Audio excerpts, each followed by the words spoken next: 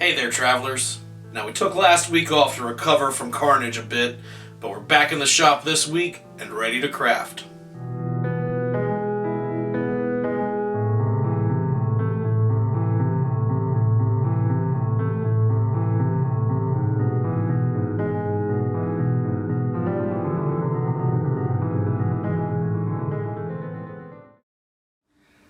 So if you haven't noticed, things do look a little different this week. We're taking a break from working on the encampment, stepping inside the sewing studio, and we're going to work on some accessories over the next few weeks. Now, if you've ever been around my booth, you know the number one rule is if you can see it, it's for sale. Even if it's something of mine. And this past weekend at Carnage, I had to sell one of the belts that I was wearing right off of me. One of the fighters needed it, so I wasn't worried to let him have it, because I can always make a new one.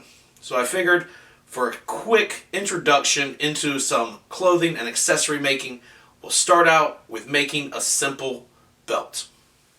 As leather crafting goes, belts can be pretty simple. You can also get really elaborate, and we will get to some videos, especially when we make some larger belts that are more intricate and have some different features. But we're going to start off with a real simple belt. Now, you can actually buy what they call belt blanks from your craft store, your leather store, and they will come as long pre-cut strips. If you have a big hide and a strip cutter, you can also, cut a strip at whatever length you want. We're going to take this pre-cut strip. Now, mine have been sitting in the shop and got some sun fading. Now, I tend to think that can add some weathering look to it, so I'm not going to be mad. Obviously, if this were for a client, we would get a fresh belt blank, but once we treat it and dye it, it probably won't be that noticeable anyway. The first step on working with anything leather, once you get it cut out, is to bevel your edges. This is just going to give you a nice finish when you're done. It's going to make it look a little more professional. Now, there are reasons for not doing this, but for this project and for most of our projects, we will want a smoothed edge. So you can get these little edge bevelers. Again, all of these tools you can find at your local leather crafting store or order online.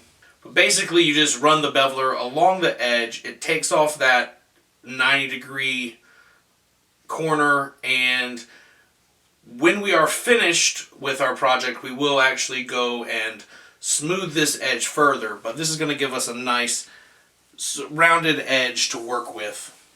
So I'm making a sort of battle-themed belt. I just want to use those crossed battle axes, and we will use some background texture tool. Before we get to our patterning, though, we want to do a little more prep work, specifically finishing off the area where the buckle is going to go.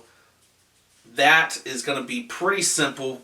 For this project, we're going to take an old belt and actually cut it apart. Now, I just picked this up thrifting. I liked the buckle for it.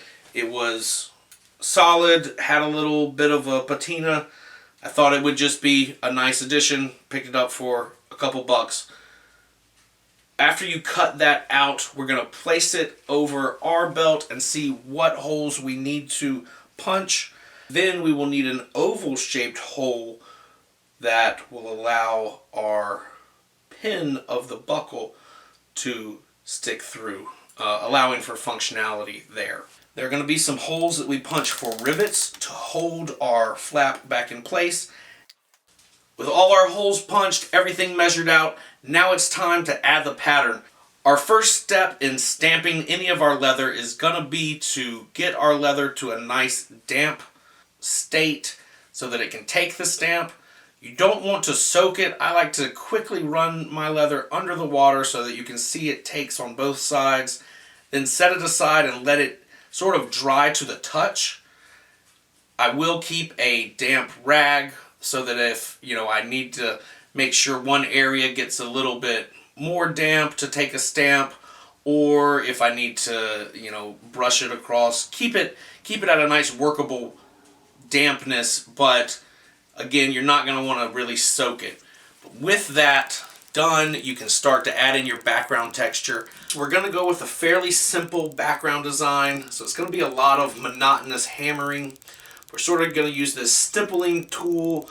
It's going to add some background. When we do our dye, the color is going to bead up in some of these areas, and it'll give a cool texture. You want to make sure you keep varying your pattern. Be sure to rotate the stamp as you use it. Even subtly, go back over certain places.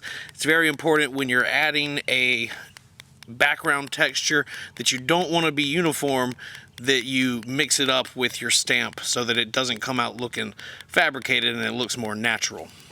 Then once we have this texture all along the belt, we're just going to go back and every few inches place our battle axe stamp. After letting the belt dry, our stamps are looking good. Our texture's in there. It's time to hit it up with some dye. We're going to use an antique gel on this, and normally I would apply an alcohol or water-based dye with a cotton dauber, but I like to use a cloth with the gel. Either way is fine for either application. You just want to make sure that the dye gets down in all the crevices. That's what's really going to make the design pop and bring some attention to the stamps that we put into the leather. After the dye has dried, we're going to treat our leather with a conditioner. This is just going to help preserve, strengthen, and give it a kind of an overcoat, a seal. Overall, it adds to the professional look of the piece when we're finished. A really important step that we want to make sure not to forget is burnishing the edges. This is really, you can get this edge burnisher, again, at your local hobby store, anywhere that does leather crafts. This is a really important part of the project, finishing up the edges. This is going to smooth everything out, along with beveling like we did at the beginning. This just gives a nice, final, professional style finish to all of your projects. While we're waiting on that to dry, let's take a moment and hear from this week's sponsor. Do you feel like your adventuring party often ignores you? Can't get noticed at the tavern? Ever just find yourself coming home, staring into the looking glass and wondering, have you even been witnessed today? If this sounds like you, then I have some good news. We here at the Cult of the Scene witness everything. Come join a group of like-minded individuals and never be not seen again. Here at the Cult of the Scene, we worship the Watchers. They watch everything, all the time. They witness all. They witness you. Join us and always be witnessed. To join your local Cult of the Scene, find a member at your upcoming fair or festival. Can't find us? Don't worry. We will find you. We're always around. We're always watching. Have you been witnessed today? Well, they don't seem like a concerning group at all. So, back to our craft. It is time for the assembly of the belt. We're almost finished. We're just going to slip the buckle back in. Nice and simple. Now we're going to line up our holes for the rivets and insert our rivet. I'm using a long rivet so that it can go through both pieces of this moderately thick veg tan leather. It's going to be pretty simple. You just line up the bottom rivet, pop the cap on, use your setter, and hammer it down. Now, as you can see, I did not punch these holes straight. It looks a little sloppy. If this was a client project, I would have been more precious about it. I know that's not a great excuse, but sometimes when I'm just making a personal project, I just go with it, flaws and all. So, as you can see, we have a functional belt. Now, like I said, it's not the most pretty thing. The stamp pattern in some areas took deeper into the leather, and so our dye had more of a depression to go into, and subsequently came out darker. Again, I personally like the variation, although I do think in the future I'm going to go with trying to make sure that the deeper texture is more consistent throughout the whole piece. As we talked about, I could have been better with the rivets. That is something that I really should have done, but what's done is done. Also, I didn't notice until I was finished, this belt actually buckles on the opposite side of the way belts traditionally do. I think normally when you put a belt on, the buckle is over here. Not an issue, it'll still work, but that is something that was unintentional. So, like I said, a few flubs, but overall we got a functional belt, and that's what we were here for. Sometimes you just got to struggle through a first project. This makes me, this was a good back into some stamping. Now I'm going to make some to stock for sale, and again, I'll be more precious, take my time, really measure out where those rivets are going to be, and make some belts that I can really feel good about selling, while I use this one until another desperate fighter comes along and has to buy a belt off of me right before his fight.